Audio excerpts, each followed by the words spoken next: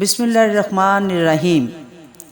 Viewers, ہم آپ کو ڈیو رائٹس چینل کی طرف سے خوش آمدید کہتے ہیں۔ پچھلے دنوں ہمیں جنوبی پنجاب جانے کا اتفاق ہوا تو وہاں کا کلچر، رہن سہن دیکھ کر دل کو عجیب سا سکون محسوس ہوا۔ ایسے لگتا تھا کہ قدرتی نظارے یہاں کھل کر سامنے آ گئے ہوں، جیسے زمین پر ابھی کچھ نہیں بدلا۔ سادگی اتنی کہ یہاں سے واپس آنے کو دل نہیں چاہ رہا تھا۔ ہم وہاں رات کو دیر سے پہنچے، کچھ لوگ سو گئے تو کچھ جاگ رہے تھے۔ ہم بھی کھانا کھا کر فوراً ہی سو گئے۔ ہماری چارپائیاں کھلے آسمان تلے بچھا دی گئی تھی۔ رات کو آخری پہر ہمیں سردی لگنے لگی۔ صبح نماز کے لیے جلد ہی آنکھ کھلی تو ایسے لگا کہ میں ہی نہیں، چرند پرند درخت سب سجدہ ریز تھے اور اللہ کی تعریف میں یک زبان تھے۔ سبحان اللہ، کیا نظارہ تھا! کھلی زمین میں مدت بعد سورج نکلتے دیکھا۔ سورج نکلنے کے ساتھ ہی سب نے مل کر ناشتہ کیا تو میزبانوں نے ایک ایک کر کے اپنا سارا گھر دکھایا۔ آپ بھی دیکھیں۔ آگے بڑھنے سے پہلے آپ سے گزارش ہے کہ میرے چینل ڈیو رائٹس کو سبسکرائب کریں اور بیل آئیکن دبا دیں تاکہ میری تازہ ترین ویڈیوز آپ کو بر وقت ملتی رہیں۔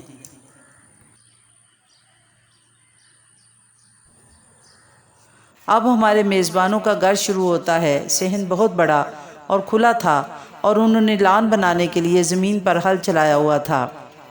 برآمدوں پر لگی گریلز بڑی خوبصورت اور رنگ برنگی تھی، جو کہ ان کی سادگی اور معصومیت کا منہ بولتا ثبوت تھا، جو کہ میزبانوں کی خواہشوں اور امنگوں کے رنگ ان پر بکھرے نظر آتے تھے۔ برآمدے کھلے اور ہوادار تھے اور برآمدے ہی سے سیڑھیاں چھت کو جاتی تھیں۔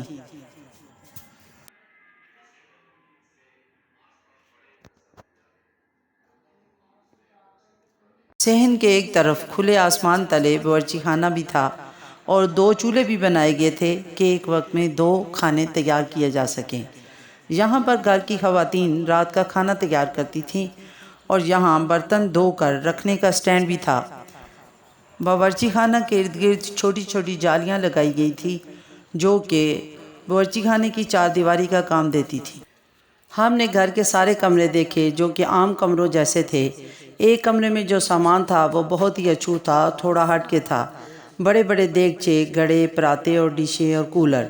میرے نانا جو سرپنچ تھے، انہوں نے میری امی کو اس طرح کا سامان دیا تھا جس میں جدید سامان کے ساتھ ساتھ اس طرح کا سامان بھی تھا جس میں مختلف علاقوں کے کلچر کی نمائندگی ہوتی تھی۔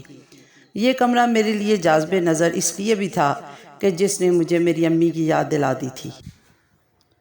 اس میں بڑے بڑے پایوں والی چارپائیاں اور پیڑیاں بھی تھیں جن پر ہاتھ کی کڑھائی والی چادریں بچھی ہوئی تھیں، جو کہ میرے لیے بہت جاذب نظر تھیں۔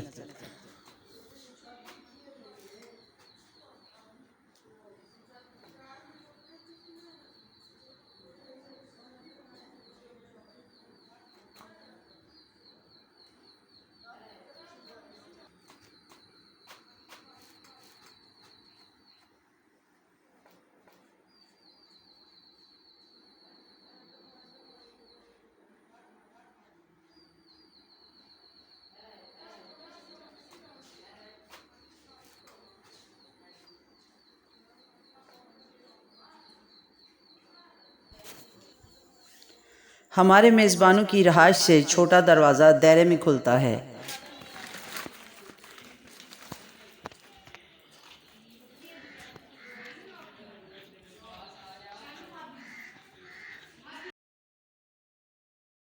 دائرے کا صحن پارکنگ کے لیے ہے، رات کو مردوں کے سونے کے لیے ہے، جہاں زرعی مشینیں بھی کھڑی ہوتی ہیں۔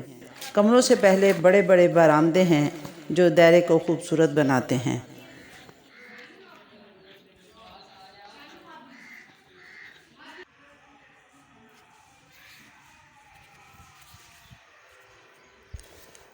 دائرے میں بینسوں کے لیے توڑی کا کمرہ، ٹوٹی پھوٹی چیزوں کا کمرہ اور مہمانوں کے سونے کا کمرہ ہے۔ برآمدہ اتنا کھلا ہے کہ یہاں اگر لوگ زیادہ ہو جائیں تو زیادہ چارپائیاں بھی آ سکتی ہیں۔ برآمدے میں کچھ خالی کمرے بھی ہیں۔ برآمدے میں ایک بہت بڑی چارپائی پڑی تھی، اسے دیکھ کر مجھے ڈراموں میں دکھائے جانے والا ہیر کا پلنگ یاد آ گیا۔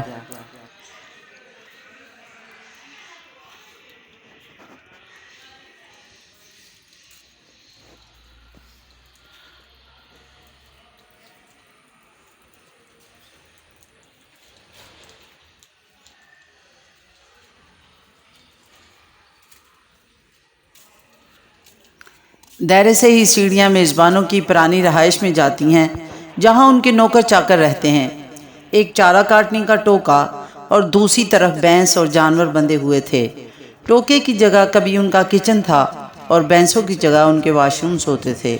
हादसाते ज़माना देखिए कि जब ये मकान बना होगा तो कितना खूबसूरत होगा, और अब वक्त गुजरने के साथ साथ उसका क्या हाल हो गया है। वक्त के साथ चीज़ें बदलती हैं, इंसान इस दुनिया से चले जाते हैं। बकौल अमजद इस्लाम अमजद, वक्त से कौन कहे यार ज़रा आहिस्ता। ये घर अपने मकीनों को कितना प्यारा होगा, मगर अब वक्त बदल चुका है, मकीन बदल चुके हैं। माँ की जगह बहू आ गई है। ये सिलसिला चलता रहेगा। आज हम हैं, कल नहीं होंगे। यही हकीकत है और यही सच है।